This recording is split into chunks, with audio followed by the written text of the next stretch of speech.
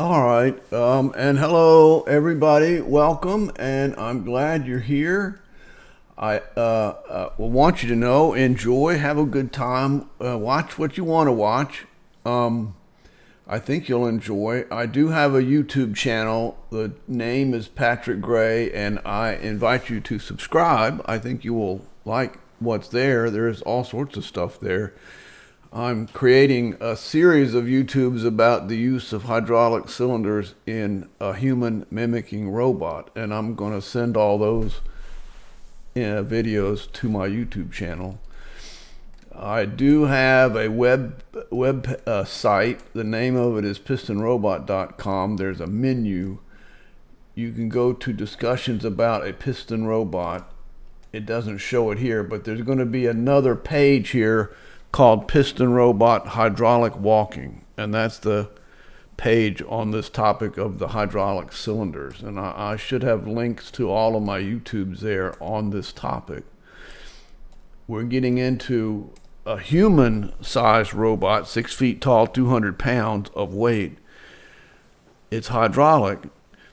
That's enough hydraulic power to do something that would hurt a person, but in general, any physically real object could hurt somebody, and you need to take a physically real object that you created and manage it in a manner that is legally allowed and reasonable and safe. And if you can't manage it in that manner, then my recommendation is don't create it as a physically real object.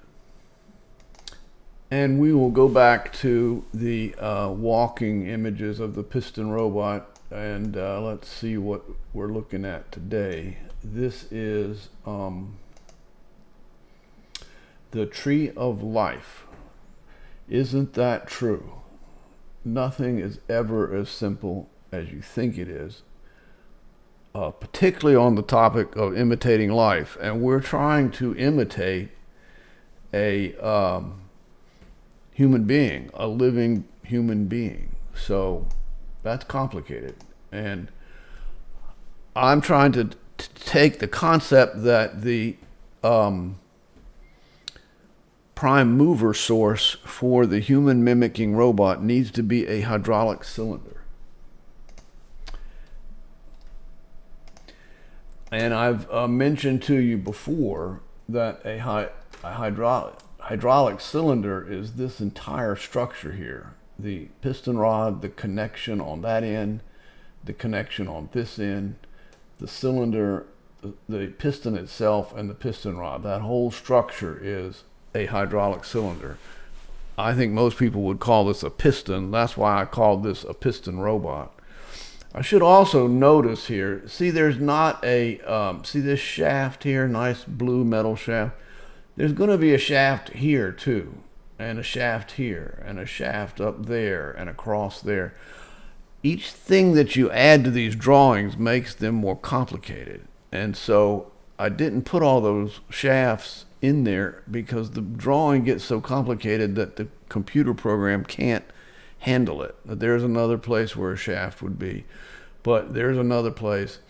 I just wanted you to notice that and see it because I have forgotten to mention it each time. I think one way that you can have a human mimicking robot is to take the stance and divide it. I divided it into 23 different stances, or 22, but the next one is 3 again. So the robot moves one leg forward and puts it down, and then it transfers its weight from one leg to the other leg, and then it swings the other leg forward. So the robot starts out, you'll notice this is 3. Stance number 1 is it just standing on its feet. Stance number 2 is halfway between 1 and 3. Stance number 3 is where it really is walking. And when it gets down here to stance number 22, the next one after this one is this one. So that's why it starts with 3. But it starts out with all its weight on its right foot, and it swings the left foot forward. And the reason it has all its weight on its right foot is so it can swing its left foot forward. And at some point, it gets its left foot onto the ground, holding up the weight of the robot. The robot leans over, and this allows it to lift up its right leg and move its right leg forward. And it swings its right leg forward all the way until somewhere in here, the right leg is on the ground right about there, and it begins to lift up the left leg. And so now it comes back to the condition where it's supporting its weight on its right leg and it's swinging its left leg forward. And I just am curious, I feel you could have in the memory of the system, the central processing unit running the robot, it could have these 23 stances, and it just goes from one to the next. But what it does is, in this interval of time in between these two stances, it looks at all of its sensory information and sees if it needs to adjust what this stance looks like to be a response to abnormalities that the sensory system is picking up. I don't know if that would work. I think it would work. I know for the people who are looking at this and wondering,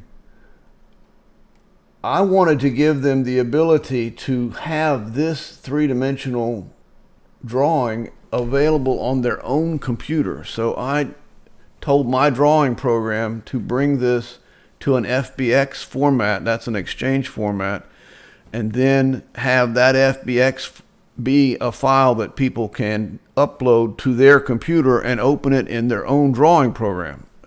And I uploaded it and opened it with my Maya from Autodesk, and it opened it just fine. And I just wanted you to see that it can be opened in Maya. And you can see all the little parts and the hydraulic cylinders and the metal.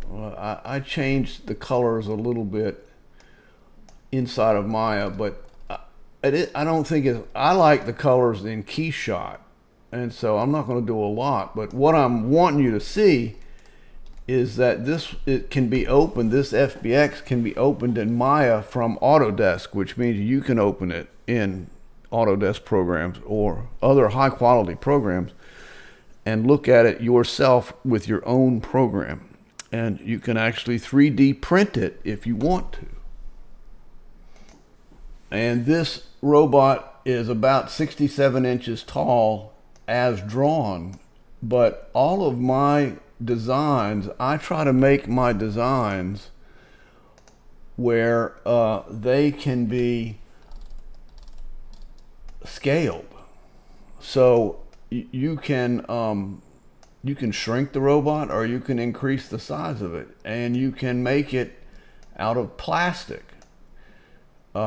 The fiber infused polymer 3D printing plastic. You could make a little 2-foot tall version of it. I think you could actually 3D print these hydraulic cylinders and the piston rods and the piston heads, because the pressures you're going to be using for an hydraulic system are not that great, and you can satisfy yourself that this robot can exist.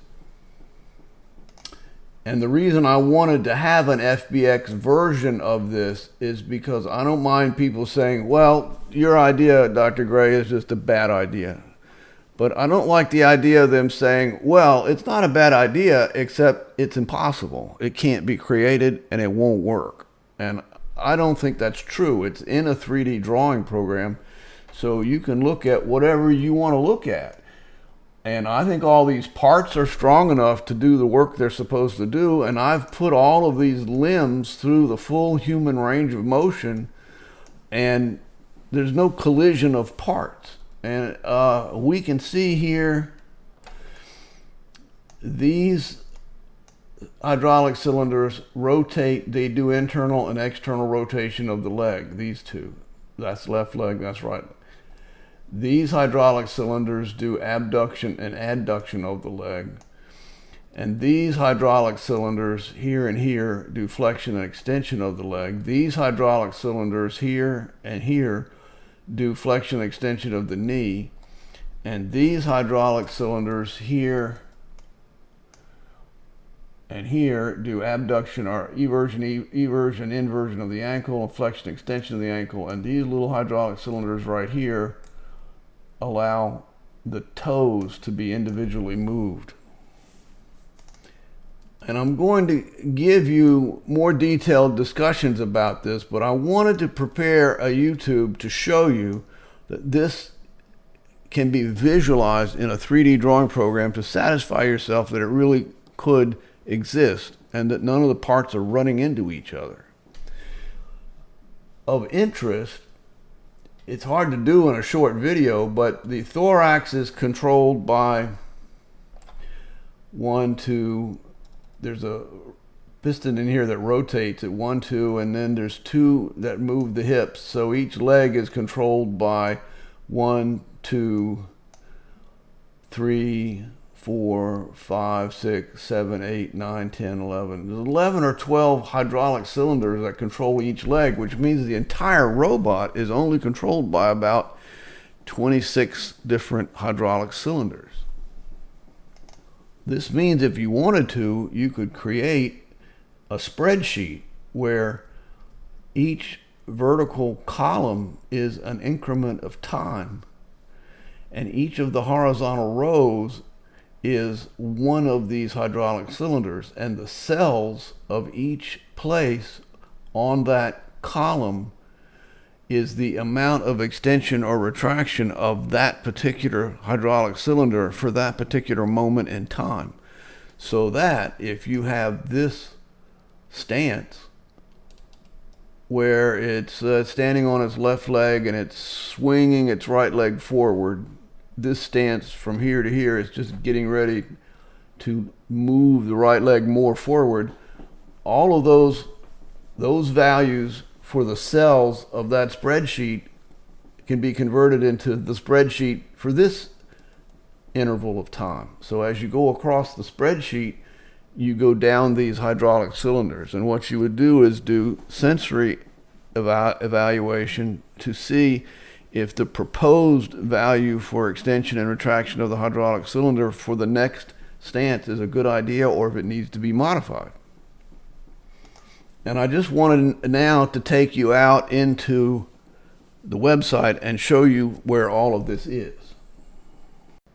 Okay, I just wanted to show you where this is on my website. Here's my home page. Hello. You go to discussions about a piston robot, and then you go to piston robot hydraulic walking, and then you get this page. And it has me talking a little bit. This is where you click on this, you can download the FBX file. It's a zip file, so you have to extract it after you download it. And I put 2 70 megabyte PNG images that you can download. You can't display an image of this size on a website. And these are the YouTubes that I've made so far. I tried to get an electric actuator to do a deep knee bend. I wasn't able to get it to work. These images, I'll show you one. And this is 10,000 by 6,000 pixels.